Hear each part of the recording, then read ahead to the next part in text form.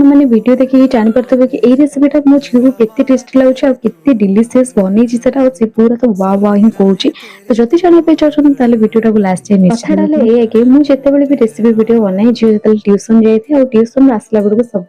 खाली हो जाए तापर जोटा हेल्दी जिनस मु रखी था बट से जेटा खाइनी कारण सेटा बेसी वेजिटेबल्स रे बनथिबो आ सी तको पनीपरिबा बिल्कुल पसंद नु सब आडे केमती रखी जी तो जे ट्यूशन छुट्टी अछि तो मते आज कहला मम्मी मु आज संध्यारे रहिबे आ मो पे किछि न किछि तू टेस्टी वाला ठीक अछि तू जे पनीपरिबा खाउ न आज पनीपरिबा रे किछि न किछि तो पे टेस्टी गोटे आइटम बनेबी देखिबे तो केमती खाइबे देखला बेले मोर कोबी केवल थिला आ कैप्सिकम गाजर ए सब अछि जोरा तको पसंद न तो सेहितरे मु आज बनाबे पे चली गली। तो आपण माने ई रेसिपी रो नाटा कोन देबे निहाती कमेंट रे कहिबे आ ताको तो एत्ती टेस्टी लागिला तो आपण माने वीडियो देखि जानि ही पारथिबे। तो देखा आ एमती गोटे फ्रेश और हेल्दी वाला रेसिपी वीडियो।